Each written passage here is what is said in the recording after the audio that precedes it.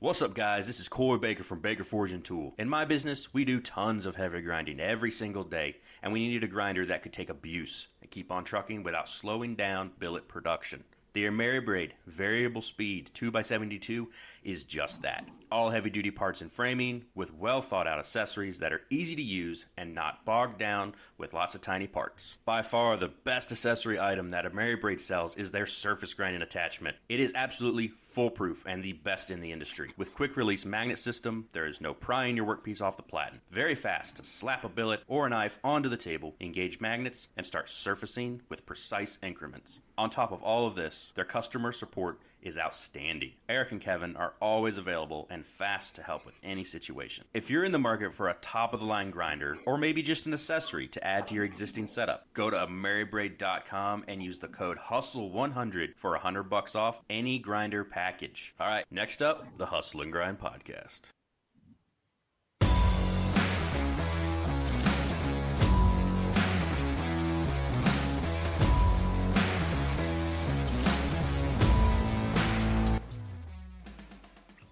What's up, everybody? We're back again for another super fun special edition episode of Hustle and Grind. I'm your host, Ryan Chabor Knifeworks, here with Noah from the Eniot River Forge, and we got the man, the myth, the rooster legend, Jason Knight, back on again. How's it going, up, Jason? Fellas? I'm doing great. Yeah, I have a rooster in my yard and a turkey, and they're both males, so they're facing off a little bit right now. It's pretty funny. I think the last time you were on, he was a guest also. I'm pretty he's sure. An ass. I don't know why. He's always. I had to run him off with the airsoft gun in a minute here. It's okay.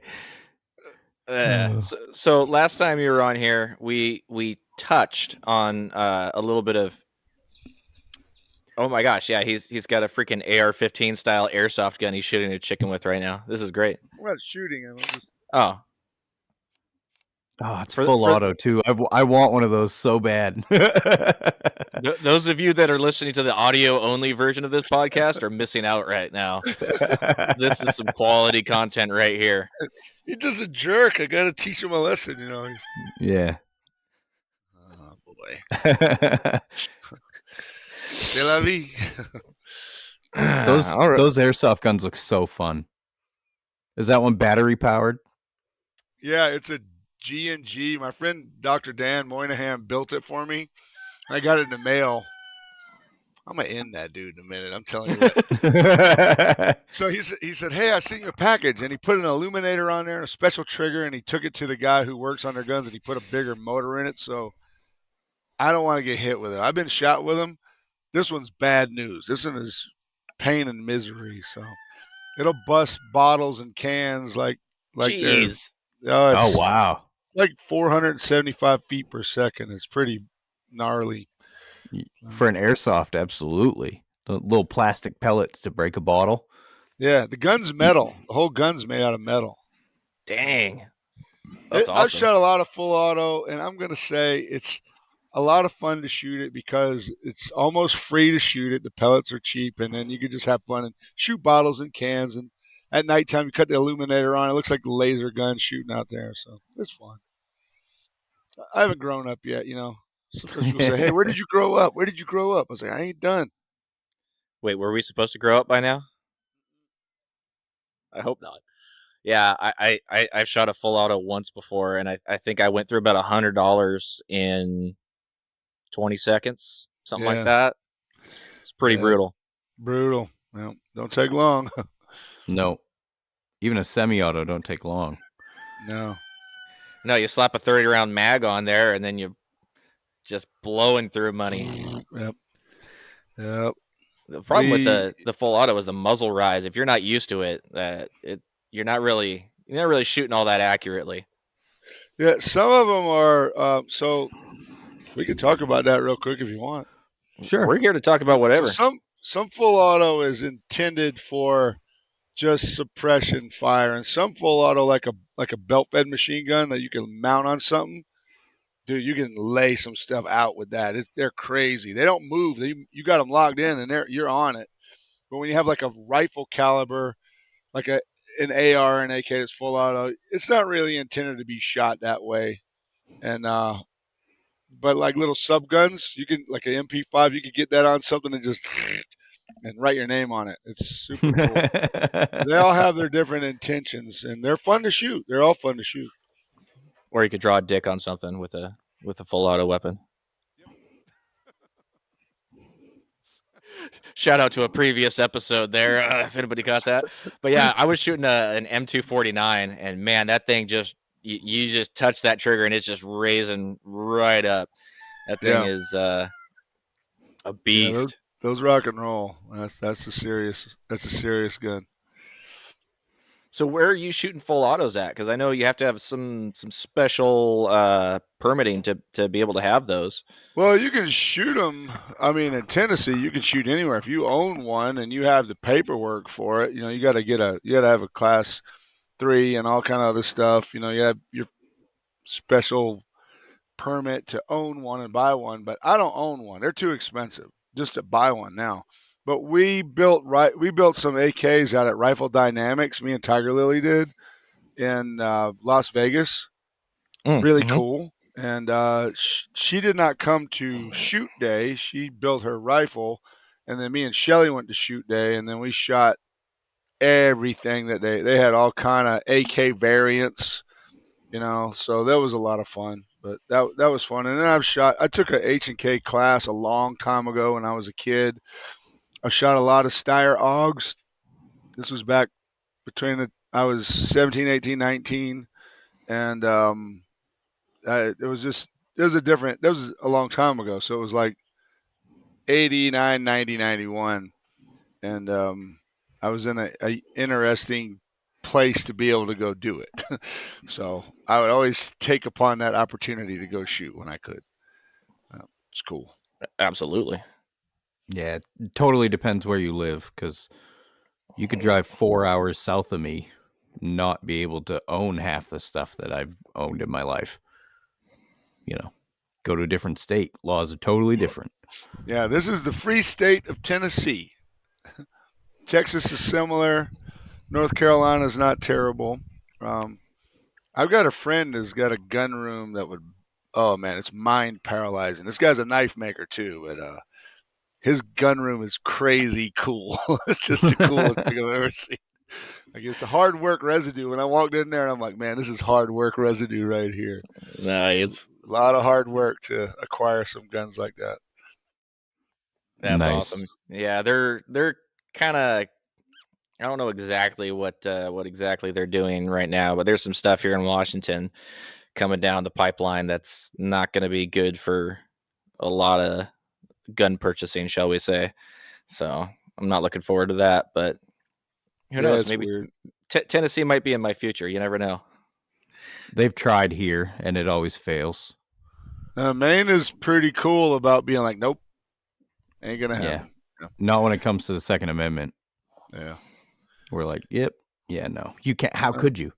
Every household in this entire state has multiple guns in it. Everyone. Everyone. I think it's always an interesting threat.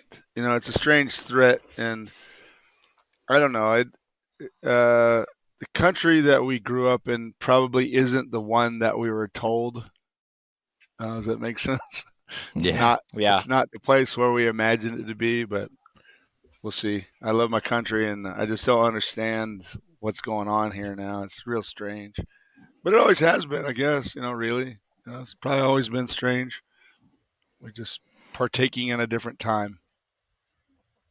Yeah, it's kind of difficult sometimes to remember that it really does take all kinds.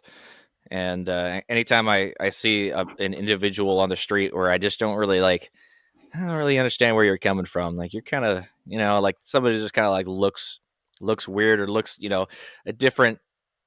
They clearly live in a different world than I live in, and I just tell myself, yeah, takes all kinds, Takes all kinds, yeah.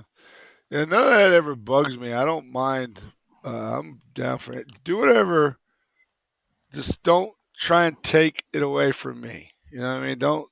If you have your. I just think there's certain things that, yeah, you have the freedom. I'll quote Johnny Cash like this. It's like, you have the freedom to burn the flag if you want to. And a lot of people will support your freedom to do that. But be surprised when you get your ass stomped for doing it. That's the both sides of the coin. So there's things you can do, a lot of stuff, but that doesn't mean you should do it. And that goes for a lot of ideas and whatever.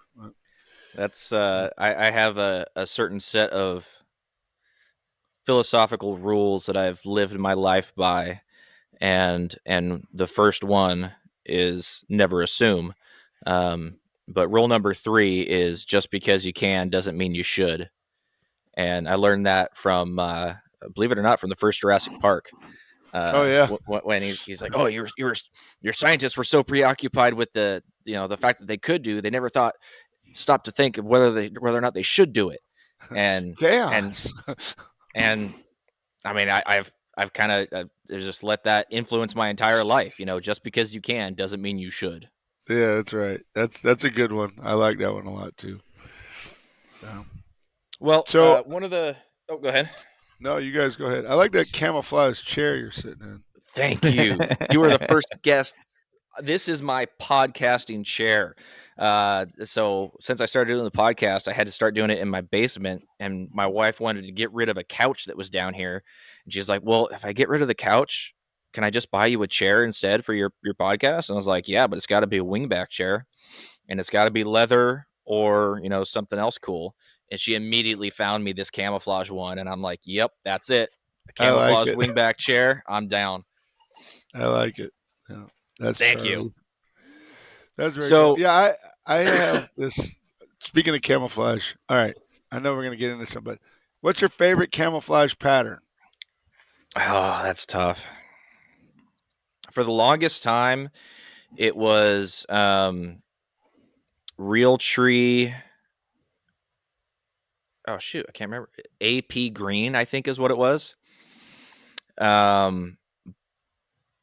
But recently, I just got this. What is it? This most recent camo that I have. It's kind of like it's a digital camo, and it really blends in a lot better to the colors in the area that I hunt with. And it doesn't have like specific leaves. It just has, just this broken up pattern, and the colors just blend a lot better to the landscape that I've been hunting recently. So I can't remember the name of it, but that's probably my favorite right now. Well, practically, I agree with you. I like those breakup patterns, and there was one called Predator one time. There's a lot of good looking ones, and they work real well. But like my favorite classic pattern, because I think it's cool, is the Tiger Stripe from the Vietnam era. I found a pair of vintage Tiger Stripe pants, like issue stuff it was from the late 70s, early 80s, and happened to fit me. And I looked some up on eBay, and they're like $500. And the lady's like, I want $15 for them, but I could give them to you for $12. And I'm like, I'll take it. So I'm trying to get this company LC King to make some shirts. They make this with sleeves. I cut them off, but I was like, I want you guys to do a shirt, like a short sleeve with Tiger Stripe. It'd be hot. You'd sell them super fast. But God, I'm so excited for sleeveless season. I wore my first sleeveless shirt of the season yesterday, and I was so freaking excited because I hate sleeves. So I hate sleeves. I just got to get it a little bit warmer, and then I can get rid of the sleeves for the rest of the year. I'm excited. That's why I wear vests in the winter, because it's like a sleeveless shirt, but you still got something underneath to keep you warm. Ryan, what's your favorite camouflage? I'm a Realtree Woodland is pretty similar to the forests around here. Yeah. But yeah. They made a lot of great patterns. Realtree and Mossy Oak, they did some really great patterns. I'm not an active camo wearer, though. I don't hunt. I feel bad when I kill stuff. I'll eat it, but I feel horrible when I shoot it. Yeah, I like to eat it. But I don't know if I'll ever shoot turkeys again, because number one, wild turkeys taste terrible. And I got a pet turkey named Charlie, and he's super sweet. So I'm probably not going to turkey hunt for a while until I can get over it. We got ducks a few years back, and I have not been duck hunting since. It just ruined it for me. I'll still duck hunt Because I've never shot a wood duck. I've shot at thousands of them, but I've never hit one. So I don't have any problem with that. It's like, I'm not going to kill one anyway. I'm just shooting at them. It's fun. So Yeah. a lot of fun. I love shoot. And that's the thing. It's like I've always loved trap shooting and skeet shooting and stuff like that. And so then you just add that extra element in of like, you know, being able to harvest something and actually get some meat out of it. And so duck hunting for me was so much fun. But yeah, then we got ducks and it just ruined it for me. Yeah, bird hunting's super popular here. Yeah, that's cool. Yeah. A duck is like a flying steak to me. Duck tastes like steak. I think duck is so good. awesome. Yeah, I think it's really good. So I don't want to like hog anything, but I was going to ask you guys what you have been making over the winter. Well, Ryan, you go ahead. Usual, some custom orders, chef knives, the bulk batches of cleavers that I've been doing. But I did make a Ninja Star the other day. Oh, that's fun. Yeah. Ooh, I like it. That reminds me. So I've got some of these like this, but they came from the 80s when I was a kid. And they were made in Taiwan. And AJ gave me a whole pile of them. AJ is my business partner from Tactical Elements. He's like, you ever seen these? I'm like, these are like the coolest ones they made. They were like dangerous sharp. Everything else was just cut out trash, but it was like that one that you made. It was really cool. This thing, I underestimated how much penetration 1095 will get. You know, because like all I've ever had in my entire life were the cheap Chinese ones, you know, that wouldn't stick into anything. And then I made this one and I put it a hole through my garage door. Yeah, sinks into 5/8 drywall like it's nothing. Yeah, I bet. I'm gonna make a few more. They're a pain to grind though. Yeah, I was at a museum and I saw it was a really big shirk, and it was about, I'm gonna say it was 6 inches from point to point, but it was 4 stars. Like if you threw that at somebody and hit them, they'd be stuck, man. They'd be bad. They would be not having a good time for sure. No, it'd be really bad. Yeah, and what else have you been making, Ryan, other than Ninja Stars? Oh, I made this last night. I was bored. Sometimes I don't want to work on my projects. Like I know I need to work on something, but I can't bring myself to work on my projects. And I have no idea what that looks like. I snapped the head off my hatchet. So I like reprofiled it and put it on a handle. Nice. I like it. That looks Very sexy. Cool. Before I understood heat treating or anything, I would get axe heads and I'd take a torch and I'd cut them. So that I'd cut them so they look like what I imagine. Oh, this is what a battle axe looks like. Oh, okay. Yeah. I forged out like a tomahawk head one time, and I still haven't finished it, but I really want to. That'd be a lot of fun. I need something else to throw. I don't think I talked to you guys since I explored the whole rasp tomahawk concept. No. No. They're garbage. No matter how you make them, they're trash. So what I did was I took my friend Dave Lish came up with this great formula for folding them and rolling them over. I was like, that's great.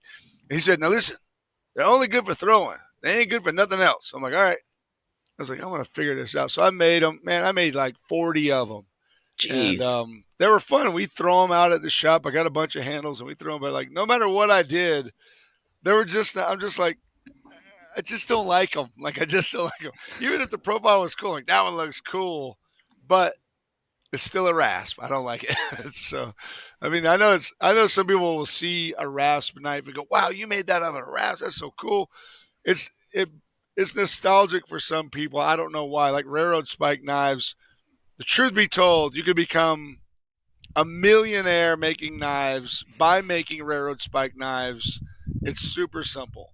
But is that what you want your progeny to be? Do you want to be like, oh, that's the railroad spike guy? And you'd be like, yes, I'm a millionaire knife maker also, chumps. But I just can't do it. But like I figured the formula out one day. I was like, you could make and sell $1,000 worth of these things a day and then teach somebody how to do it really easy and pay them $300 a day and have a whole crew of them just spitting them out. They don't have to be hard. They don't have to be past 36. People throw $100 at that all the time. And I just can't do it. I was like, I can't do it. I don't want it. I'm right there with you. Yeah, I don't understand the rasp fascination. So I'm sorry if I'm pissing off any of our listeners here, because I know people really love the rasp knife, or like you were saying, the railroad spike. My first knife was a railroad spike knife because it was super easy. Yeah, super easy. But yeah, I've never had the inclination to bust out a rasp and make a knife out of it. It's just, there's something about it. It just doesn't appeal to me. I don't know why. I made a Santoku out of a massive farrier's rasp, but it was because that's what the customer wanted. They wanted the knife made out of a rasp. So they wanted something for their food to get stuck in on the sides of the knife. Yeah. Well, it was full flat, so there was like a little bit of pattern on one side, and the other side was smooth. Oh, okay. All right. I'm just flipping you shit. I know. I think that's funny. I'll make what they asked for. I can't remember why he wanted it out of a rasp. Like maybe his dad had horses or something. I don't know. No, because he couldn't buy one of Chelsea Miller's, and he wanted one. He wanted you to make one for him instead. He couldn't get one of Chelsea's. Good for her. I mean, she was sponsored by Budweiser one time. I don't know if you guys know who I'm talking about, but I wasn't about to start throwing names down while we were shit talking a certain type of knife. But cool. Go ahead. I mean, like I said, good for her. It's pretty cool, but it's one of those funny things. You're right. If you touch on certain subjects, boy, people will lose their mind. You know what I mean? And I don't care anymore. I just let people talk. I don't correct anybody when I'm at a show or whatever. You know, I have people come to my shop all the time and they go, you know what you could do? You know what you ought to do? You ought to make a cheap knife and do some really things so you could do a lot less expensive classes. You'd have some people come in here and I'll take your classes. I'm like, hey, that's cool, man. I think that's a good idea. I'll take that into consideration. I appreciate that. I'll take that into consideration. The very politically correct term for your opinion means nothing to me. Yeah, let me circle back on that one. There you go. No, I don't mind it. I just don't. I'm not engaging into. All right, this is a great one. You can engage into a debate on subject matter, whatever it is, with people if they have the intelligence level to debate the subject, whether they think it's right or wrong or care about it one way or the other, like outer space aliens, whatever. And the outcome is like, we're discussing it, but like I don't have a clue, so it's okay to talk about it. But when you get to that point where you begin to argue your point, I'm like, come on, man, there's not a lot of information behind these things, and it's fun to talk about, but I'm not going to get aggravated about it because I got interest in other areas that I am an expert in, and this is not one of them, and neither are you, because I think most people just hear something and then they believe it forever. But until you read and you research and you find out some truths, it's really not, you're not able to engage in you can engage in a discussion, but you can't engage in a debate honestly unless you really studied and you want to learn. And then that other person may have information you don't know and say, hey, go look this up, go read this, go check this out, go think about this. Okay, cool. And you won't walk away being aggravated. You walk away going, wow, that was great.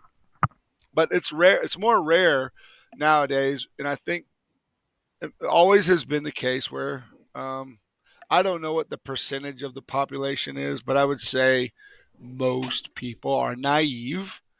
And so, you know, you've experienced this. Hey, did you see on Facebook where so-and-so and so did this? I'm like, I don't believe that. Right off the kick, I don't believe it because it was on Facebook, Instagram, Twitter. I don't care. Hey, everything on the internet is true. Wouldn't that be awful?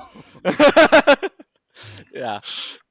No, I know exactly what you're talking about though, because you get into these discussions with people, and everyone enters a debate or a discussion with preconceived notions, and they have their life experiences that they're basing everything off of, and whether it's experiences or just things that, like you're saying, that they've always held to be true.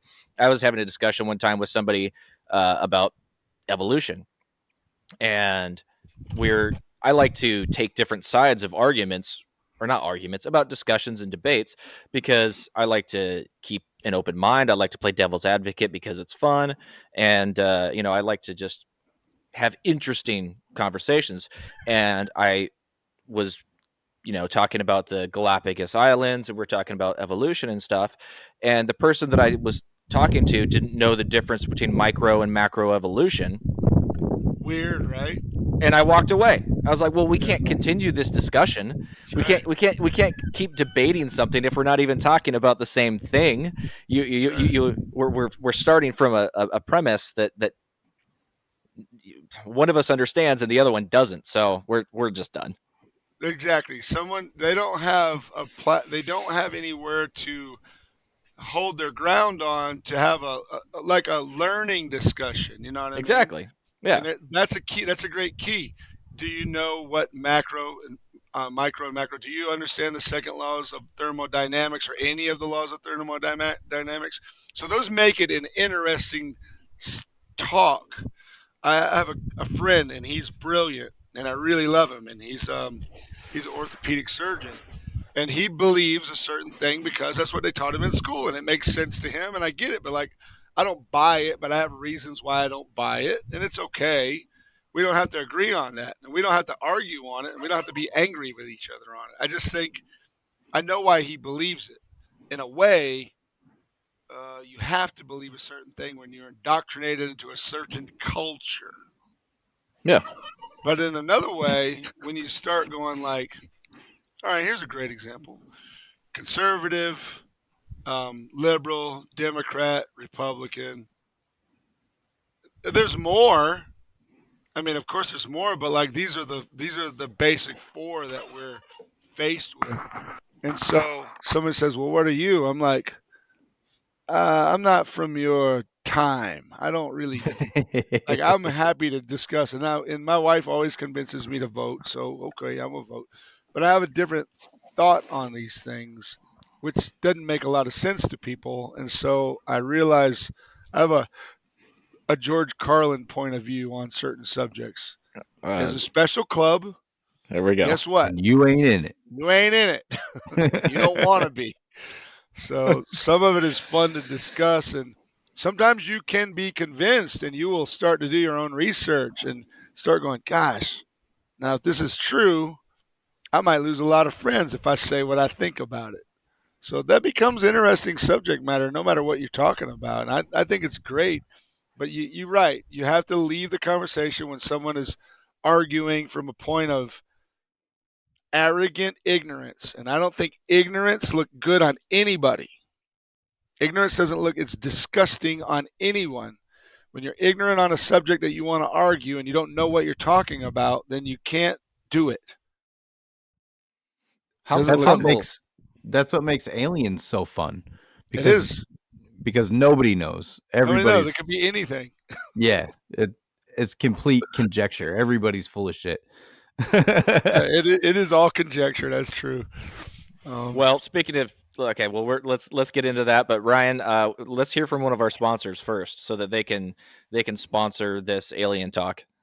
In honor of Jason's turkey, we'll go with Maritime Knife Supply. Hustle and Grind is sponsored by Maritime Knife Supply. Whether you're looking for steel, abrasives, handle material, forges, epoxy, or anything for making in general, Maritime Knife Supply has you covered. And in the US or Canada, they ship faster than the great Cobra chicken goosesses that their country is known for. Go to Maritime Knife Supply, and when you buy a 10-pack of belts, get 10% off. And tell them we sent you, eh? Eh? Eh. Thanks, Luke.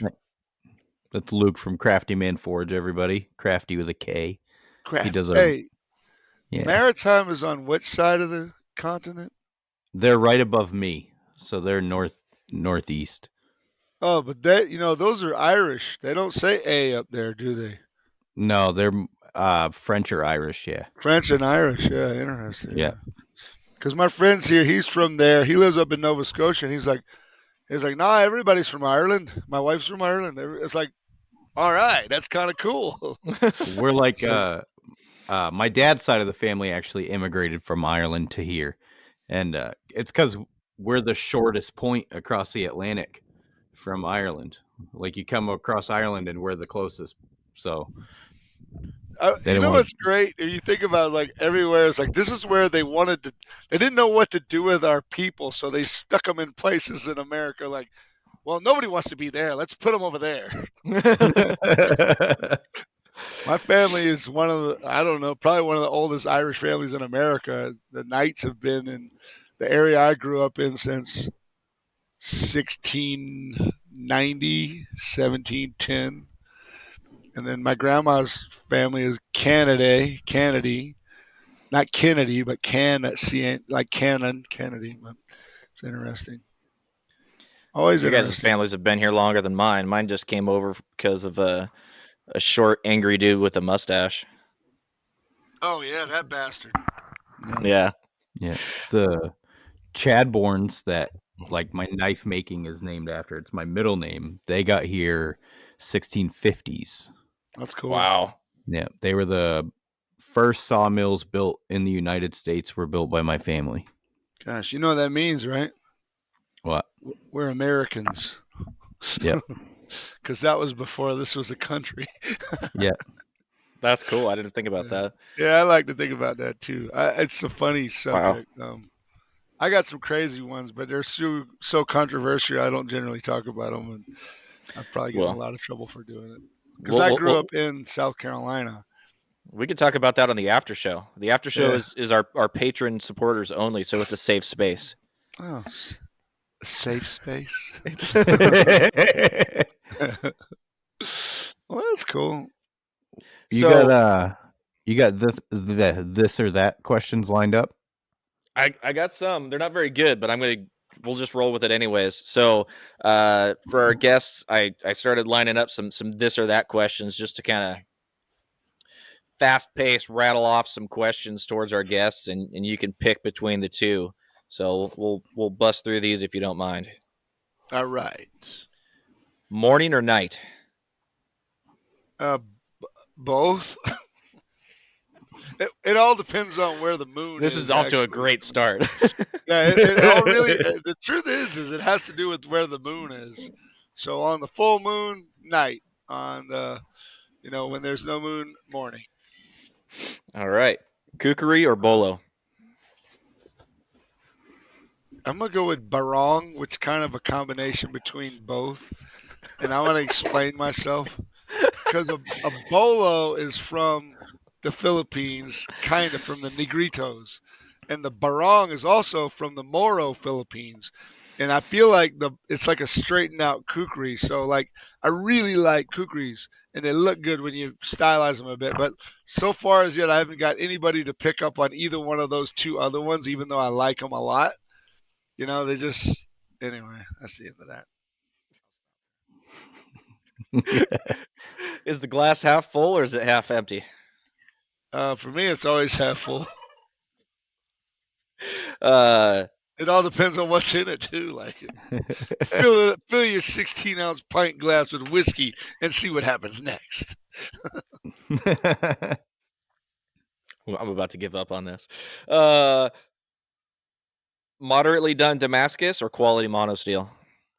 Quality monosteel. Hot or iced coffee?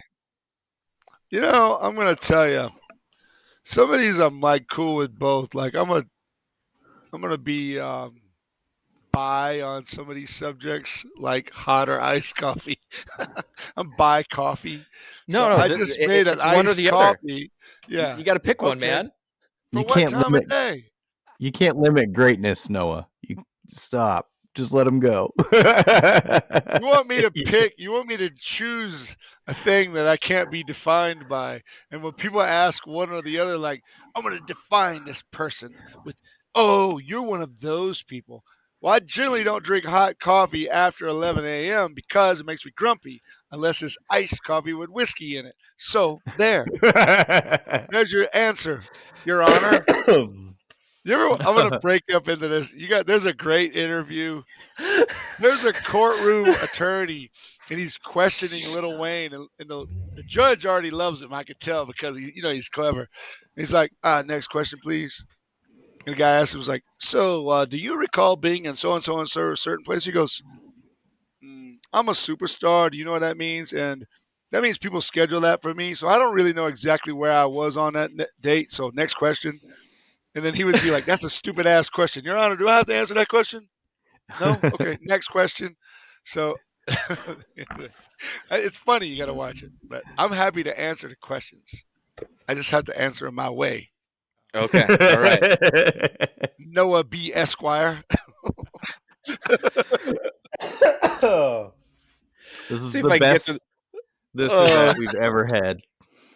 Oh my gosh. Reality shows or documentaries? They're both fake, so I'm going to go with documentaries. I would take the least fake of the two fake options, only because I worked on a reality show one time. Did you really? Yeah, I never heard of. I haven't heard that. that's cool. Yeah, it was a game show. It was a game show. It was a game show. Oh, okay. Yeah, if Right you don't on. like game shows, then you might have not seen this. Was it a? Never mind. I'm going to leave that one alone. I hope the listeners know what we're getting at there. Would you pause time or rewind time? Oh, pause. I like pause. I like pause. Yeah, pause time. That'd be cool. Guacamole or salsa? Guacamole. Would you rather have a farm with no shop, or would you rather be in the city with the best shop? Can I pick which city? Yeah, of course. Just has to be a big Okay. city. Yeah, it would be San Antonio with the best shop. All right, there we go. I had some others, but we're just gonna leave it there. I think that's a good place to end it. All right, cool. So- Bye. So, but before we get off the questions here, so recently we've been trying to give some more opportunities for our patrons, our people that support us through Patreon, to interact with the show. And so we put it out there for our Patreon listeners to be able to submit questions for the people that we have on the show. So actually, I was talking to somebody just last night who you're actually familiar with, Brigham Kendall, and he has a 2-part question here. And he actually, it's for all of us, but also to you. So Brigham also has my phone number too, so just so you know, he could just so call he me. could have just called you and asked me this. He could have just called me, but it ain't his way. Brigham's awesome. We love Brigham. Yeah. So, excuse me. Question from Brigham: what is your next planned tattoo, and do you have any that you regret? I don't have any I regret, but I have some that I might have changed a little bit or argued more when I was. So I'm gonna elaborate. I have some other ones planned. Find someone you really like, and then anything they'll do will be great. Anything they Yes. do, you'll like it. But when you're just kind of like, hey, so then I want this Kraken thing. Like, I don't know why. I just think it'd be cool to have, like, it's pulling an ancient ship down underground. It's the Kraken. It's like, I think that'd be kind of cool. Why? I don't know. I just like it.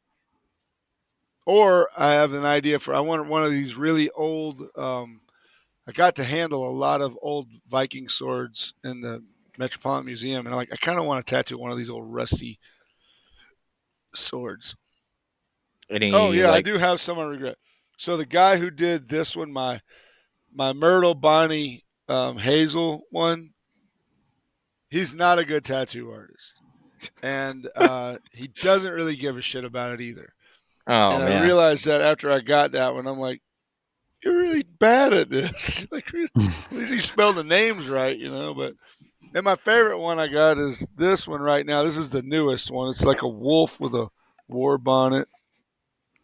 We probably talked about this. This was done in Bozeman. My friend JP, who's a knife maker. You should have him on your podcast.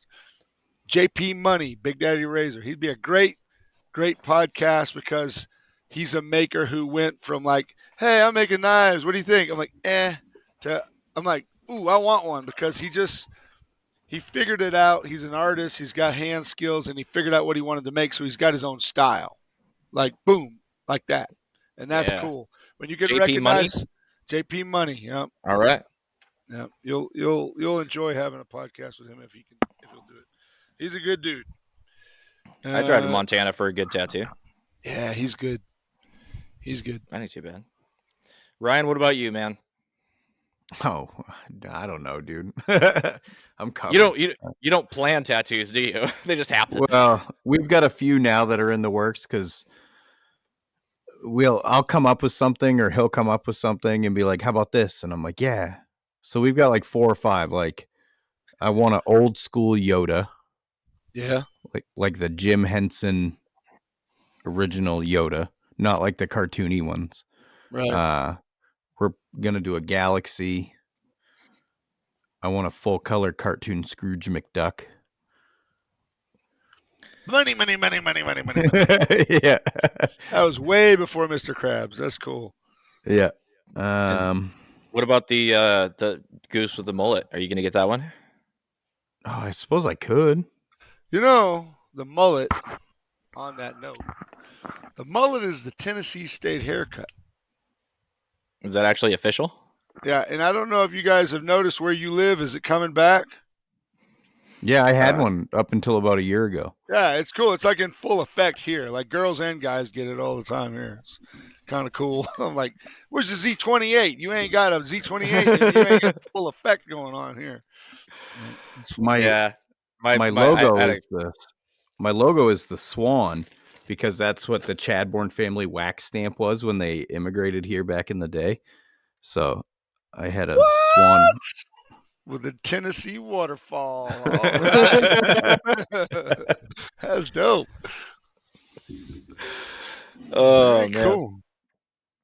Yeah, I live in a very small town, so there are men and women here who have mullets. It's I like it. just the way it is. I like had a- what I it had a- says is America. Yeah, I had a coworker who had a Z28, and he grew a mullet just so that he could have it while driving that car. Speaking of the state of Tennessee, isn't the blue tick coonhound the Tennessee state dog? I don't know, but I know what the Tennessee State rifle is. What is it? The Barrett 50. Nice. Oh, Officially, it is. It is officially. Yeah. I don't know what it is. The blue tick coonhound. Could be. Speaking of small time makers that kind of went big, because I mean, he basically built that rifle in his garage with what he had, and then it turned into that huge company, the Barrett 50 cal. Yeah, it's pretty That's cool. interesting. Cool story. I It's on my love dream those. list. I love those stories. Like I like Marfione Microtech. I love his story. They're great because you start with an idea and it expands into a kingdom. And my 2 things I would say is like no matter what, you respect the maker and their work, and they went somewhere that we can all be grateful for because they paved some ways. So that's a cool thing when you see some makers do stuff like that. It's like, man, they made that easier for me because they paved a way to make it recognized. It's like, this is important. This is something cool. And yeah, they're expensive.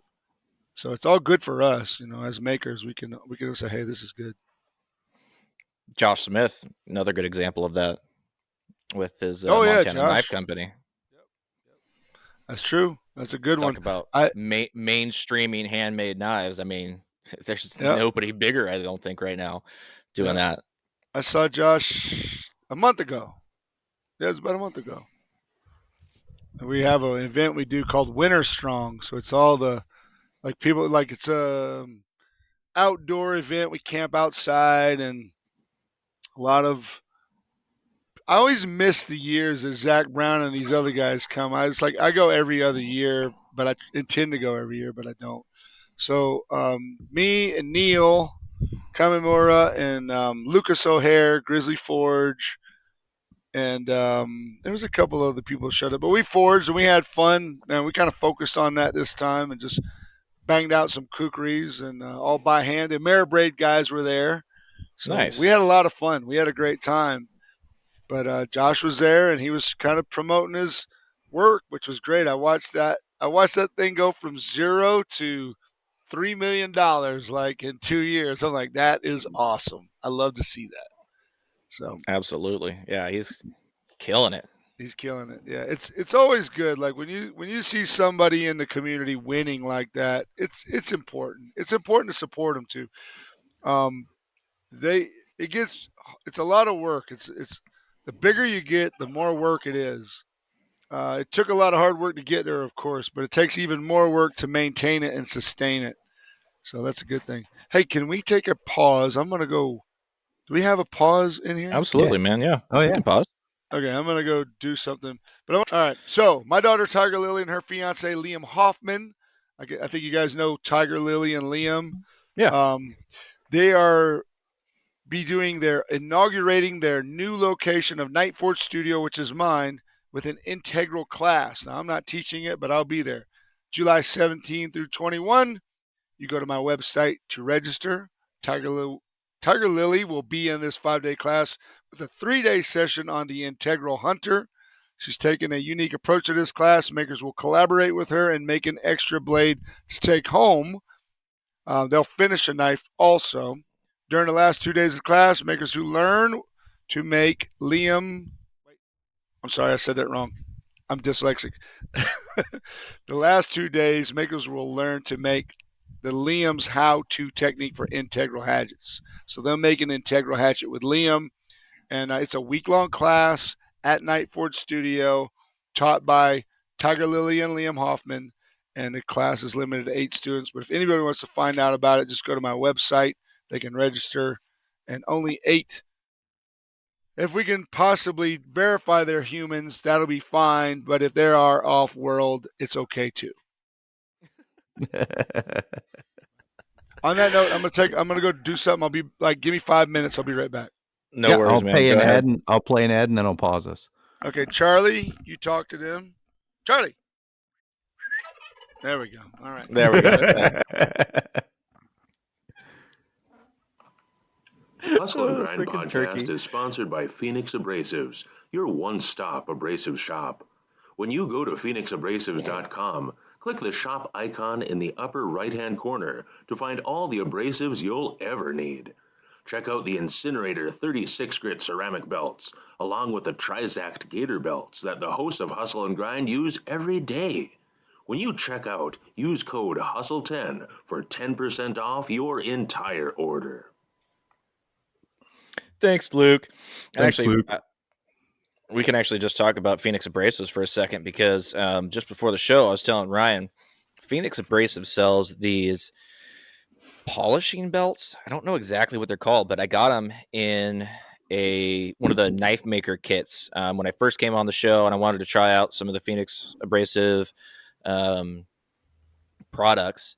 I just went ahead and ordered that, and it came with all these polishing belts, and I don't exactly know what exactly they're called on the website, but they're like a blue polishing belt. They come in a few different grits. I think I have 1200 and 2000,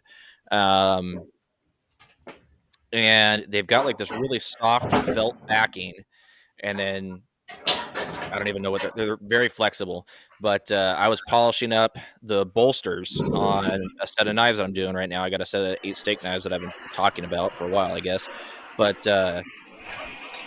for those of you that are familiar with my knives, the bolsters just kind of have this real specific angle to the front of them because I like to try and keep it interesting where the blade transitions into the handle. And what I was able to do with those blue polishing belts is after I sand all those, I take with the Ameribraid grinder that I have, because everything is so nice and precise. I'm able to run that 45-degree angle on there in the 2 different angles that I have, and then just swap out, a higher grit belt for that polishing belt. And what it does is normally I would take it to I would hand sand the bolsters or the bolster transition, whatever you want to call it, and then buff it on a buffing wheel. But it really softens a lot of those edges and stuff when that happens. So being able to just keep it all on the grinder with those polishing belts, it polishes it up beautifully, but it keeps all those edges nice and crisp, everything nice and clean. I'll post a reel of me using these. If anybody's interested, you can check it out. I'll post a reel of kind of my process of how I'm going about the whole bolster polishing and everything that I do. But using those polishing belts, it just keeps everything nice and crisp, and it's a lot easier. Actually, it was a whole lot faster because doing a set of 8, I'm not really much of a batch work guy. I usually make one knife at a time, so having to do repeatable processes and everything like that, it just made it a whole lot easier. So I'll probably be buying some more of those polishing belts. So check those out when you go to phoenixabrasives.com. What? Hey, tell me about that polishing belt. Yeah, so I actually got them almost by accident. I bought one of the knife making kits that Phoenix sells, and they're like these. I don't even know what material they are, but they're blue. They've got like this really soft felt backing on them, and they're really flexible. And I was using them this morning just for polishing up the bolster transitions before I glue my scales on. And normally I would like hand sand that and then take it to a buffing wheel or something like that. But because I had these really sharp angles on that bolster, just being able to kind of hold them right up against the platen keeps everything nice and crisp, and it polishes up really well. I was surprised actually how well they worked. I want to tell you a crazy thing I saw about buffing real quick. All right. You ever seen the Microtech Customs? They had the mirror finish on the blades. Yeah. Mm-hmm. There's no buffers in the Microtech facility. They're hand polished. They're hand polished? They're hand polished. I'm not kidding you, man. It is the coolest thing I ever saw. I was looking at it and I'm like, you buff something, sometimes you buff it's like a smeared, you know what I mean? But like these are like, you can see the grain structure in the steel. It's like, whoa, that's sick, bro. It's just badass. I just thought I'd share that. Right on, man. So, octopuses could be off-world. But what would I know about that? I've heard that theory.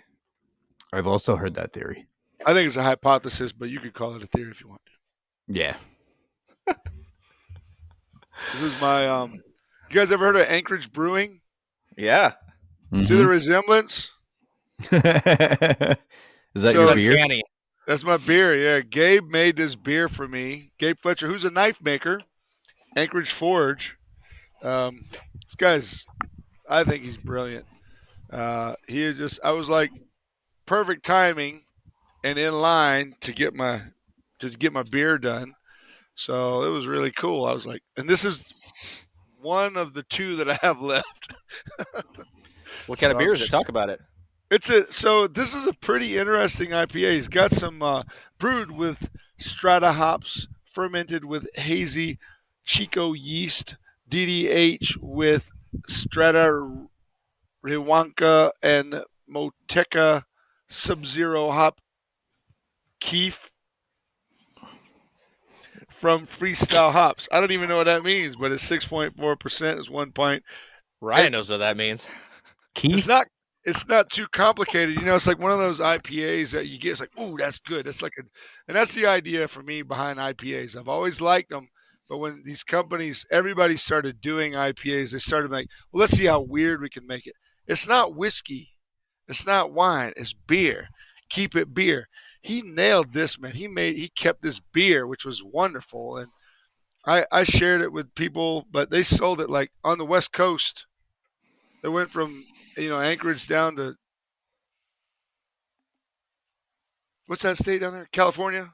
California. Yeah, I think he sold them all the first week. Jeez. They only Damn. did 8,000 cans, but it was cool, man. I was like, what a cool thing. So I hope to have him come up and make a knife with me in my studio, but it was really cool. That's awesome, man. Lots of fun. So, last time you were on the show, you mentioned that you found the idea of extraterrestrial aliens fairly unconvincing, and you were more interested in the idea or theory of interdimensional aliens. Now that we're here to talk about this sort of thing, can you explain a little bit your theory behind interdimensional beings? Sure. All right. So If you ever read anything in the Old Testament, there's several places where God's explaining that there's this weird event that happened. And if he's not explaining, somebody else explains it too. But it's like, hey, there's this thing that happened where I had made these special super beings, and they knew almost everything I know, and they were almost able to do everything I could do. They could even, they could do all this crazy stuff, very powerful, incredibly powerful, and eternal. However, one of them decided, I'm going to do my own thing because I'm the most powerful, I'm the smartest, I'm the most handsome, the most brilliant, and I'm leaving this joint. He took a third of all these super beings with him. And there's interesting descriptions of what this actually means. When you're a kid, you may have the impression that angels are little kids with chubby cheeks and wings. But in every description in the Bible that somebody sees an actual angel, they fall down on their face like they're dead. So angels must be pretty terrifying to see, actually. It doesn't necessarily say they have wings. So I'm going to talk about this fallen angel category just for a moment, because this is an idea, okay? I don't know, of course. I'm just saying where I think of this interdimensional or kind of outside of time and space being, maybe, somewhat to a degree. And that's kind of where I'm coming from on that subject. That can play into a lot of things that we would see and say, wow, what is that? I don't know. It must be, the alien thing is, I don't know how old it is, but there's carvings that I don't think the Aztecs did them, but the Olmecs and the older, the older cultures did. Maybe they did too, but it's fascinating. You know what I mean? You've seen Sumerians, yeah. Yeah. So there's a lot of this stuff. Yeah, that's right. That's right. Yeah. I think the Aztec one, though, they may be attributed to that, but it was the culture that they replaced. But I don't know. Okay. That's very possible. Yeah. So it's fascinating. And the idea that these things are coming from outside of our atmosphere, or let's just say outside of time and space, right? Can't talk right now. So essentially, it's really interesting to me, but to the concept of I'll give the duality, I guess, is there's billions and billions and billions and billions of galaxies, and surely somewhere in the past there was a culture. And one of the theories that's promoted by Hitchens and a lot of these other guys, they're just theoretical physicists, if that, or philosophers. Someone seeded Earth billions of years ago, and that's how it became a planet with life on it. And I think it's fun, but it's kind of silly based on there's some other things that you can have documentation. That carving is a documentation. The Old Testament is a legal historical documentation. So you have a lot of interesting documentation that would play to the idea that hypothetically, and my opinion can change, that the subject could be, man, this is weird and we don't know what it is. So are they interdimensional? Are they some super beings that were always kind of here? I don't know. It's not just limited to the Old Testament, because even in Hindu, which is much older, over in India, they had books like the Mahabharata, which talks about space battles. Yeah, space battles in the sky over their cities in detail, like with pictures and everything, like drawn pictures or whatever. But so it's not just limited. Yeah, just painted over them to make them look cooler. Okay. Yeah, it's global. It's everywhere in the world. They find, like, the Sumerians, the ancient Sumerians. They were where Iraq is today, and they believed that they were dumb until gods came down from the sky and taught them to do stuff. Yeah, that's the short and skinny of it. But the Book of Enoch says somewhat of the same things, like the fallen angels in the Book of Enoch taught man how to make steel and how to forge weapons and how to mix medicines and all these different things. So it's real. They all are very similar to each other. Is all the tales, which I think is cool. Mhm. So to boil down your kind of the way that you approach the subject. I don't want to make it in too simplistic terms, but you see, alien sightings or historical records of, quote unquote aliens, not necessarily as extraterrestrial beings that exist somewhere in our time and space, but outside time and space, essentially angels and demons who, our simplistic idea of angels and demons aren't really sufficient to describe who or what they are, but you're essentially seeing that as a potential for, slipping into our time and space and out as a way of explaining some of the phenomena. Yeah, we're a culture right now of people who have always known TV. We've always known entertainment. We've always known movies. Um, People my grandma's age, when they grew up, there was no such thing as TV. Okay, so in our culture, we're a visually stimulated culture, and here's a funny example. The native people of North America, the original people of North America, Native Americans. What What's the origin story? Why is there no? What happened to all of the? If everywhere else on the earth has pyramids and these magnificent structures, what happened to the ones in North America? It's That's a good like point. it's a cliche that we're told the story through Western movies and all this other bull crap that I don't think is accurate, but we believe it because we saw it on TV. And so, hey man, you know what I saw on TV? In 1977, I went to the theater and I saw this movie that ruined my life. It's called A New Hope. Star Wars. Not far after that, I saw Indiana Jones. That also encouraged the ruining of my. I was like, I'm doing this. This is what I got to do.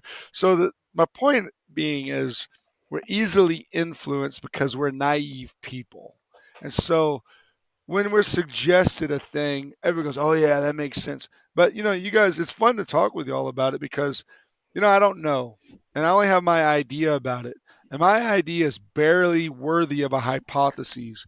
I would consider myself a very amateur scientist. I try to diligently apply the true scientific method, but it's still amateur at best. And I'm just thinking about it, and I'm not any kind of an authority, and nor do I want to be. I just want to enjoy the topic, but Exactly. that's the fun part. Exactly. Yeah. Yeah. You ever I heard don't know about anything. the mirror that's on the moon that they shoot a laser to and they judge the distance between here and the moon? No. You heard about it? Yeah. So my friend Bill, who lives in Winter Harbor, Maine, he gave me a 1948 Harley Davidson, which I hope he lives long enough I'll go pick it up from him. And for other reasons too, because he's cool. But he was a physicist before World War II started, and he joined the Army, and they put him in the Air Corps because he was from Nova Scotia, and he wanted to become an American citizen. So that's how he got his citizenship. And he became I think it was a B-27 bomb site. He ran the bomb site and said fire, dropped the bombs. But he sat in on lectures that Albert Einstein gave, and he said, "Oh, that guy was." I'm trying to copy his voice. That guy was an idiot. He just made up all this garbage. I solved it with an algebra equation. The first time I heard it, I was like, "That's just trash." I think it's great because does anyone understand that equation? No, but we all want to regurgitate and say the theory of relativity. You know what it is? It's an open-ended idea. That's it. Didn't prove anything, didn't solve anything, had nothing to do with the nuclear age. Has nothing to do with that. The idea is there that we will believe whatever we're told because we're a naive people. And the more that we spend our time looking on these and our face glued to it, the more naive we become. So we can't form our own thoughts and our own opinions, otherwise they'll be shot down and crushed. So when someone says, I don't know about outer space aliens, but I don't think they're from outer space because I think it's something way more interesting than outer space. Outer space is everything, anything, whatever. But if you think about it being something deeper than that, it's like interdimensional. Now you're gonna have to deal with it because here it is. It's here. Now we all know it's here. Everybody's seen this stuff. It's been recorded thousands and thousands of times. So what are we gonna do with it? Is it interdimensional? Is it a deception? Is it something that we should embrace? Is it something we should reject? Well, I would say most people say, "Oh, we would embrace the aliens and greet them in our culture." You never watched those Mars Attacks? Come on, you see Mars Attacks? Are you stupid? Yeah. So it's just a way. Just thinking about it makes it more fun. And when someone has this, it's like there's no argument here. It's just fun talk. It's just crazy. Yeah. Absolutely. I like the interesting thing about dimension is the theories that I've heard about space travel, for instance. So the fact that the universe is so large, because it's unfathomably large. There's In theories. Well, we don't know. A lot of the word theory here is going around a lot. But I was listening to someone was actually, there's been multiple people who have testified in front of Congress about this. Speaking of naive people, or generally unintelligent people, we can talk about Congress. There's multiple people who have testified in front of Congress who have eyewitnesses of different, per se extraterrestrial activity. But the theory is, how did they get here? Because the vastness of space. I mean, there's nothing that we know that exists that can traverse that span in anything remotely like a timely manner. Like even just to get to Mars, if the Earth and Mars are in their closest position, it's 9 months? I think it's 9 months to get there. And then you have to wait another, 2 years, I think, before it's in that 2 or 3 years before it's in that same position again. So you got people like Elon Musk that are, considering trying to colonize Mars and everything. And you're talking about sending people there. It takes 9 months to get there at the right time. At the wrong time, you're talking about, everything's moving, nothing is stationary. Yeah, but that's by our primitive pea brain technology. And that's where I'm getting at. That's what I'm getting at. So the theories behind, actual space travel that's efficient is similar or almost exactly what you would call interdimensional travel, because once you are traveling at a speed faster than what we can understand, you're talking about moving through space and time interdimensionally in order to get from one place in our known universe to another place in the known universe. And so there's a lot there about, and I know nothing about this. Again, we're talking about, theories and things that I've heard and stuff like that, where you're talking about moving from, place A to B, and those places are so vastly apart that you actually have to travel from one dimension to another, even just to get there physically. That's good. And that is what has been told to us. And, and here's the thing. So a theory is an agreed upon hypothesis. So are they that far away? No one's been there, so I don't know. Yeah, and so here's the thing. If you do a little quick study about the distance of the sun from the earth, since Tycho Brahe, I can't remember exactly what. He was an important player in the astrophysics game back before Copernicus. They were always trying to calculate the distance, and the distance keeps getting farther and farther away until they agree upon a distance where the sun's this far away. Okay, cool. That's cool. We can see it. We know it's there. We understand that. We make all kinds of assumptions about what it is. Oh, it's a hydrogen gas ball. Well, no one's been there. There's no testing it. There's a Michio Kaku You know who that is? Yep. He's the No. best example of astrophysicist who's saying, he says, well, we make it up because we have to. I love we, him because he's honest. We can't apply the scientific methodology to it. Now, this is an interesting thing to me.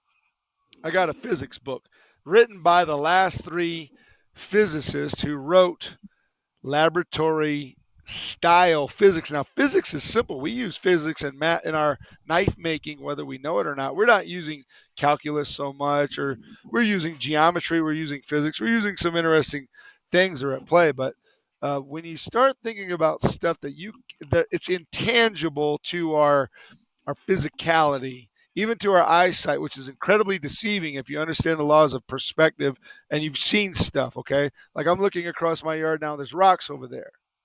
Now, if I go over there with my phone and I show it to you, like, damn, I can see that rock, But right now you can't see it because it's way over there. It's perspective. So I don't know how far away it is. I just find it really interesting when we add one hypothetical, I'm going to say a hypothetical theory because that's what it really is. It's an agreed upon hypothesis. We call it a theory now. We'll accept that. And you add that to 2 or 3 more, and then you come up with a formula that you're presenting to the public. The public can't deal with the truth. It's this simple. What if it's not that far? What if it's not that crazy? Because a physical craft can't travel at light speed. It just can't do it. They can take a particulate. Now, this is a weird thing.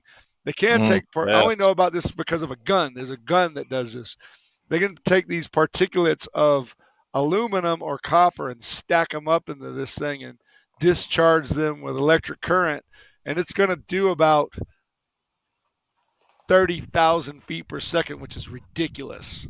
And if it hits something, it just kind of, it's crazy. But that's a different subject. That's something that's no longer theory nor hypothesis. This is a weapon. This is a designed weapon. The guy actually came up with his garage. There was an article written about it in Popular Mechanics or Popular Science like 25 years ago. But that's a thing.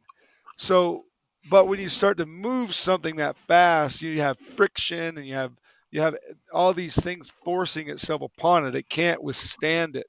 So you have to, I don't know, if you're going to do that, you'd have to fold space, which is a whole nother fun story. But I'm just talking about what is possible for something that is let's go back to the fallen angel thing.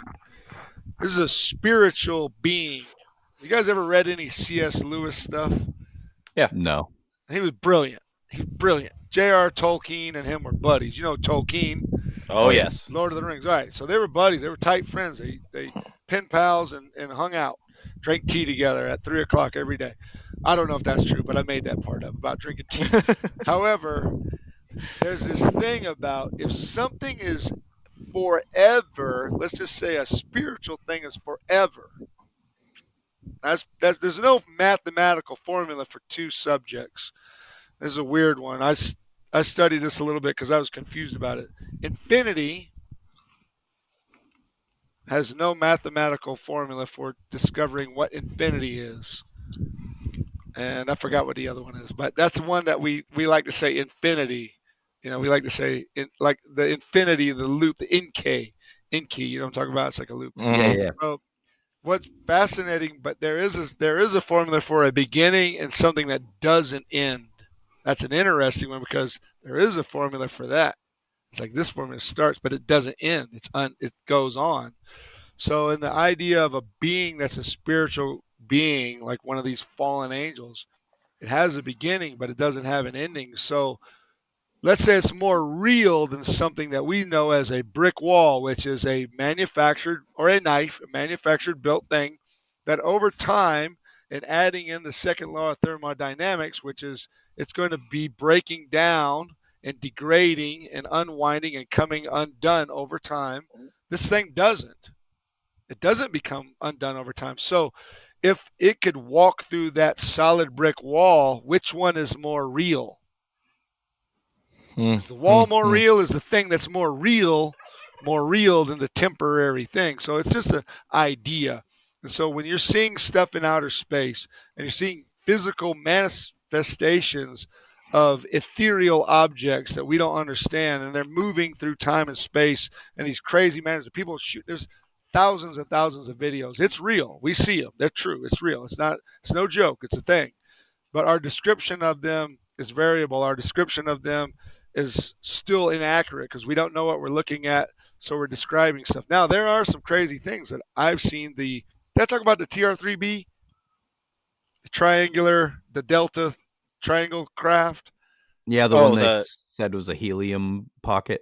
Yeah, I've seen those something before. like that. I've seen Yeah, them yeah. twice. We I talked haven't about that seen last one time you again. were here. Yeah, those are crazy. But like that can be researched and some information can be found. But like the other one is, it's going to be open ended. It's just going to be your opinion, man. You know what I mean? Like that's just like your opinion, man. That's just like your opinion, man. So I know that was a lot of talking, but so think about it like this and make it more interesting. Because I can tell you, outer space aliens landing in their craft and saying, "Take me to your leaders," the boringest, dumbest shit I've ever heard of. It's like stupid. It doesn't even make sense. These guys are better off than we are. I mean, come on, that's just dumb. They're not better off. They're not better than we are. We're all degrading. We're all limited. We're all stupid. We're all ignorant. We're all arrogant. We're all pricks. You know, it's like this is the way it is. We all think we know everything. And when these people show us like, oh, those people, look at their stupid clothes. How ridiculous. That's what everybody says. It's a little cliquish, but I mean, like something better. There's something better, but we haven't seen it yet. I don't know what it is, but maybe I do kind of. I have a belief in what it could be, but I just feel like, man, it's like this subject could be more interesting if the truth gets spoken about it, but it becomes very boring when we relegate it to this simple TV show. They're from outer space and they're smarter than us and they created us billions of years ago. Boring. I told you, they came on the backs of crystals. I don't know. I like the So- Predator theory. I'm a big I fan like of the that one. Predator theory. Me too. I like that one the best.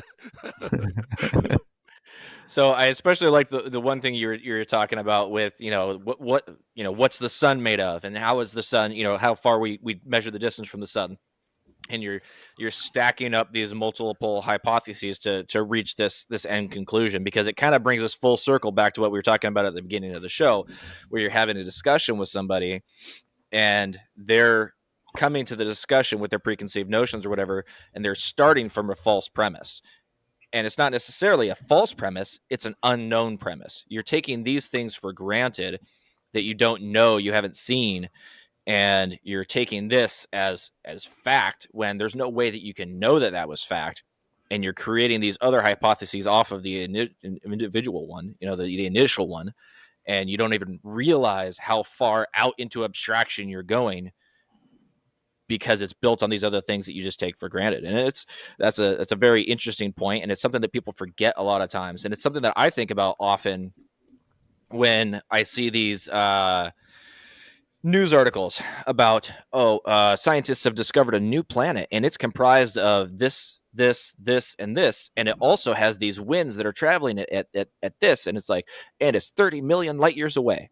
It's better than Earth.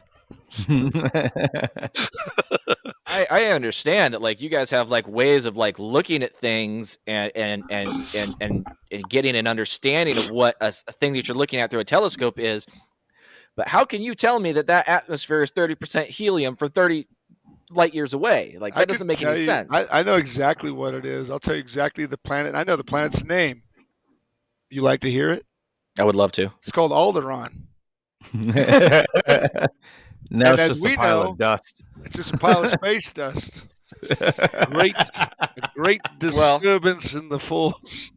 and this brings me back to another point, which is back in, I think it was the 60s, when they first were getting these, you know, telescopic images of Mars. And this was kind of where the whole, you know, Mars attacks thing came from, was they had these certain images of Mars, and they were like, oh, we can see growing seasons, and we can see movements of populations that are happening on face. Mars. You remember the face on Mars? The face on Mars, and like It's all way this. older than that. It's way older. Is it than older that. than that? My It's older mistake. than Sorry. that, because I have a progeny. I have a great uncle whose name was Edgar Rice Burroughs, and he wrote about all that stuff. So my point is that That was back in the then, 20s.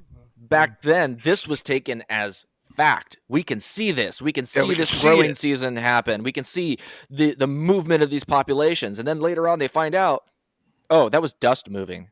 Those were rocks that were being blown across the surface. Yeah. None of that was real, but it was fact. That's what they could see. They knew it. They knew it. Let's relate this to something that we can all identify with. My uncle said you could take one of them Samurai swords and you could cut a 50 caliber machine gun barrel in half with it. You ever heard this? No. You never heard of a Samurai sword? I haven't heard you can cut a 50 cal barrel in half with it. From WW2? Well, when I was a kid, those guys were still alive. So they used to say this stuff. And that little groove in the knife, that's the blood groove. That's when you stab somebody, you can't get it out. If it doesn't have that groove, it'll release the suction on it and you can pull it out. So these are knife mythologies, okay? And it's the same story. It's to sell you an idea. That's what it's for. That's what it's for. This is why it's so badass. This is why it's so great.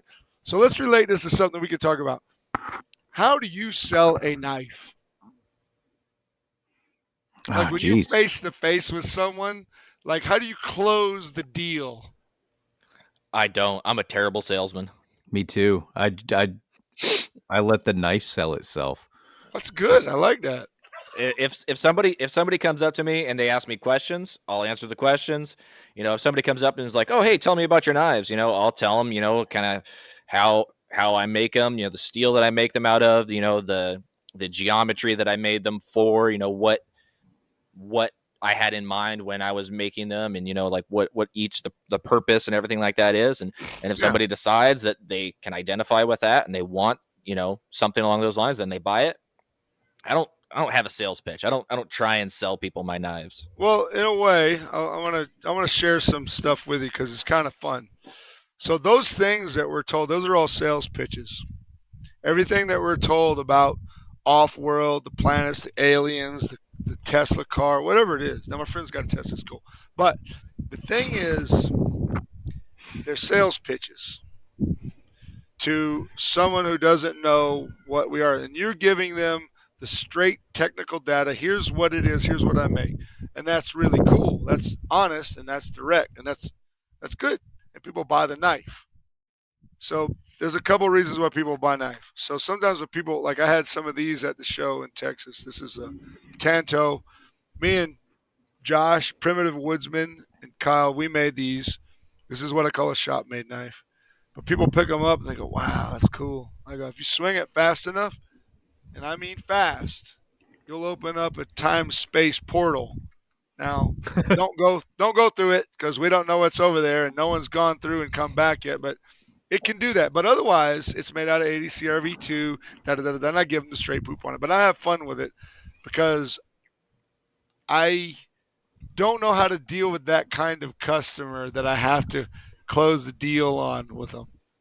But my old technique was, "Can you make the knife?" And they go, "No." I say, "Can you make money?" And they go, "Yes." I go, "Give me the money and I'll give you the knife." It's easy. Simple transaction. You can make more money, but you can't make this knife. And they go, "Yeah, you're right." So I always have fun with it because I don't care if I sell it or don't sell it. And that's my key. That's being honest and genuine about it. I'm telling fun stories that are ridiculous, but they're fun. And I don't care. I don't care if I sell it or I don't sell it. But more than not, I do sell it. But that took a long time. I give them the technical data. I give them the hey, this is ADCRV2. These are water jet cut. We hand grind. This was hollow ground. This was flat ground. This has got Westinghouse micarta. Micarta was developed by Westinghouse. I give them the whole history of all this shit if they need to, because some people are just ignorant about it. I'm like, okay, cool. You want it? How much is it? $350. Woo, whoa. That's too expensive. I'm like, expensive compared to what? And they start giving me things. I'm like, what kind of car you drove? They go, I got an F-350. I was like, you got a prescription at Starbucks. So you stop there. They know what to make you every day, right? They go, yeah. Put my knife down. Get the hell away from my table. Don't ever come back again because you have no clue what expensive is. You see what I'm saying? Yeah. it's not expensive relative to drinking a latte that costs $7 twice a day. I mean, do your damn math. You're obviously not a math person if you can't. $14 a day, 365 days. That's a lot of money, man. Don't tell me my knife is expensive. Get away from my table. Go away. Don't come back. Tell your friends I suck. Go out there and Be tell them, gone. Jason Knight sucks and he's an ass and his knives are terrible. Go tell him. That's just the way I do it because I want to have fun when I'm at a show. And I mean, like I've proven it. I mean, I've proven the thing. I've come up with my own concepts and shared it with as many people as who wants to know. I don't tell people who don't want to know, but like I invented things, I shared them, and I have fun with it. So when I'm at a show, I'm just having a good time. Like when we're doing this podcast, I'm telling you my thoughts and it's like open. Whenever you do a podcast, you can really be honest. Whether people like it, care, believe it or not, it doesn't matter. But you're doing it because it's important. It's like, hey, I'm here. I got something to say. And if you want to hear it, great. And if you don't care, I don't care either. Say Absolutely. how do you sell knives, Ryan? I just make them, and then like they sell.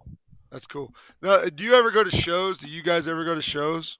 I'll be at Blade this year. I'm a bit of an introvert. I don't. I'm an introvert too. But I'm happy to hear you say that you have fun when you come on, because I received a lot of criticism in my DMs about how we handled your first interview, because I didn't really ask you about knives.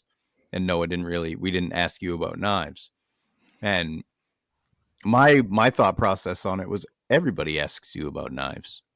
That's, like, why don't we just learn about Jason? Those people are really going to be mad about this episode. Hey, I have an Instagram. Send me a message. I generally apply.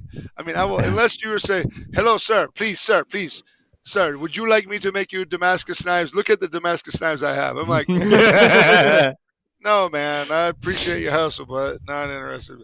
I answer almost every single question.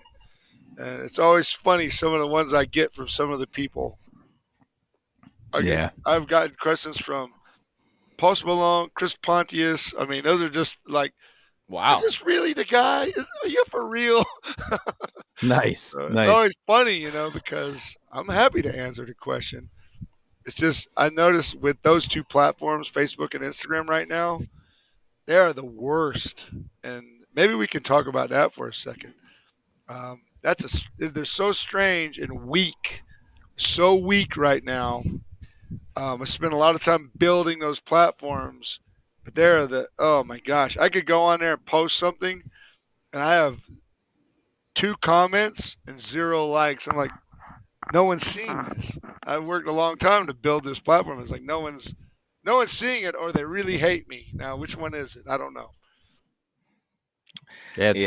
Suppression seems to be they consider us to be weapons manufacturers. Yeah. Which is funny because I make mostly kitchen knives.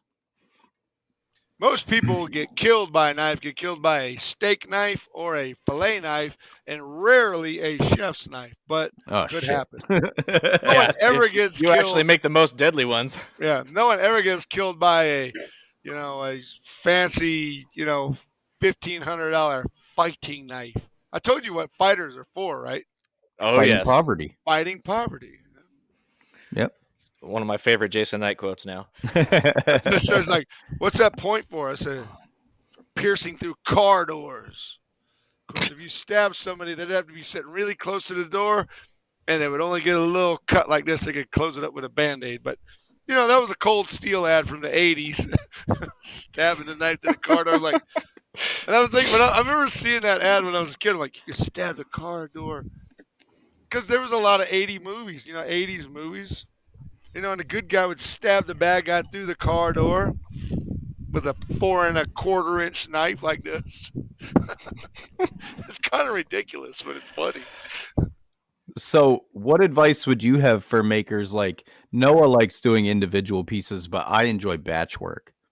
And that's how I've been able to, like, kind of get away from my day job more and get into the shop more is because I've been taking batch orders, and I'd like to pick up more batch orders. But the one that I got, it's kind of like it happened on accident. You know what I mean? So I don't even know where to start to get another one.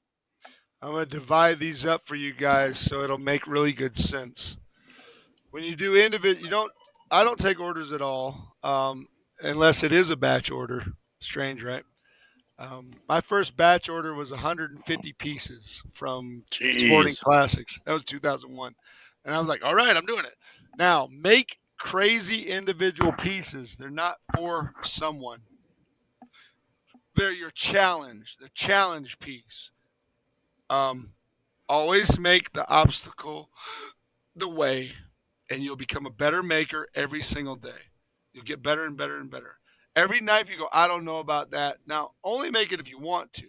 Definitely don't make a knife you don't want to make. But if you want to learn how to make folders, find somebody who does folders. They will happily let you in their shop and say, and you might have to pay them. So what? So what if it might cost $2,000? Take their class. You'll love it. You'll make a folder and you'll be like, gosh, I like the doing this, but I don't want to ever do it again. Or make a dagger or make a sword. Like I always like making swords.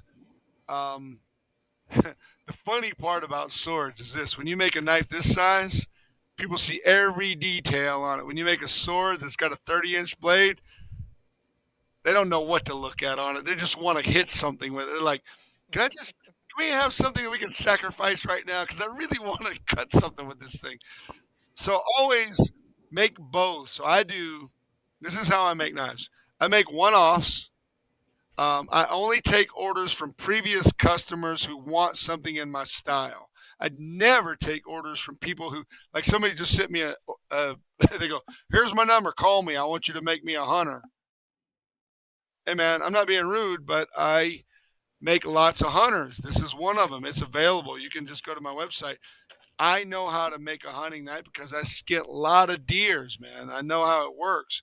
So your version of a hunting knife is not going to be right when you say you want it designed. Like, even I got a lot of friends in the special operations community, so I'm going to go out and getting myself in trouble. But when they design a knife, I can guarantee you it's not for stabbing humans. It's going to be for like prying open a box or drawing a map in the dirt, which is, anyway, it's just a different concept. It's a whole different idea. But make the one-offs and make batches. Take every opportunity until people see your knife and they recognize your name. That's why your knife and your name should be the same. Like your last name and your knife company, boom, same. Are close. Call your forge or your knife workshop or your studio, whatever you want to. But make sure people recognize your face and your knife together. Hey, that's Noah's knife. That's Ryan's knife. I know their name. I see their knife. Add subtlety to your knives. Do big batches. Make stuff you don't want to make just to see if you like it or not in knife making. Knife making, this was weird.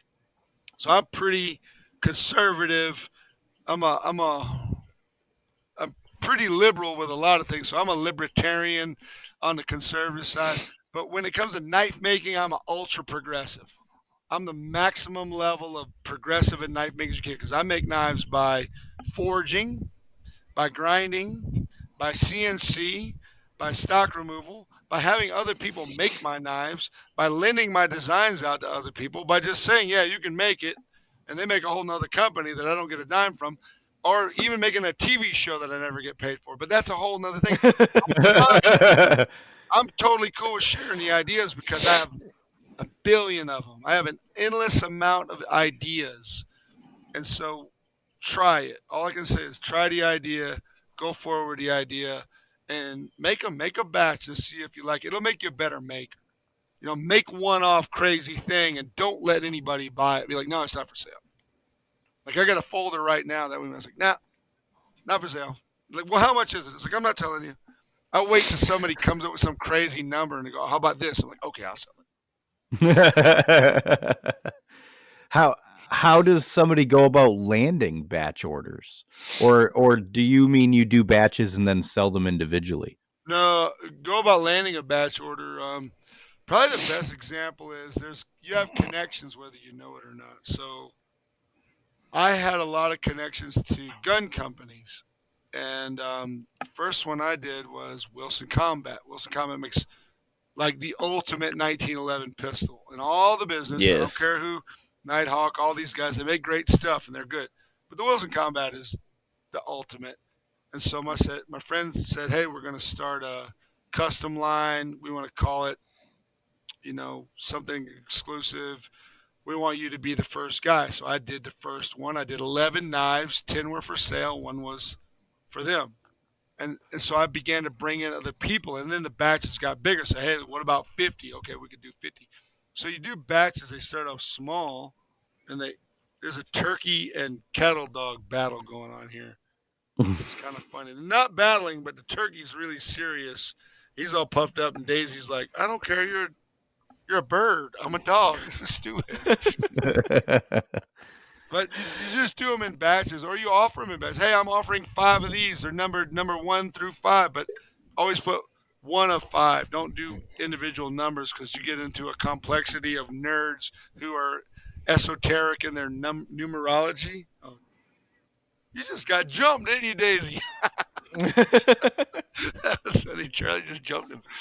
So anyway, that's what you do. You just do batches and offer. Hey, I got 5 pieces. I'm only going to do these 5. So, and you only do like this, do 5 of whatever with a specific steel and a specific handle material, and get weird ones that are hard to get, and then don't do them again. I like that. That's a good idea. Keeps them like.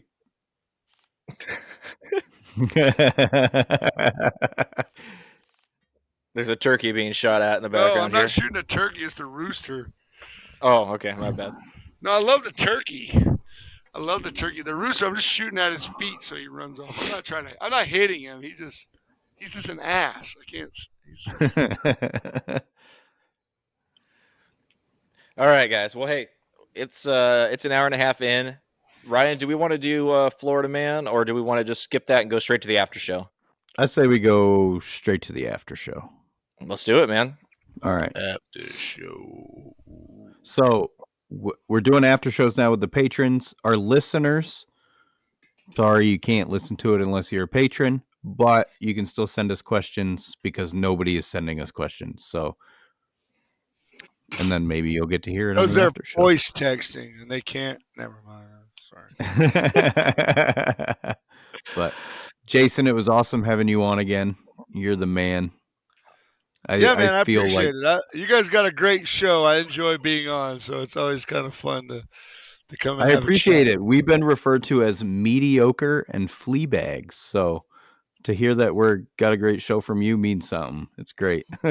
Now, on whoever said that, guess what? They don't matter. No, we still keep going. We keep going. All the people who said it's mediocre and flea bags, you don't matter. Whoever you are, you're probably listening now. You're nothing. You're nobody. You don't matter. Go tell your mom. Go tell your mom. She's the only one who cares about it. She probably don't even like you anyway. So whatever. All right. Well, with that, I'm going to play us out, and we'll catch you on the after show. Thanks for listening, guys. Get you next week.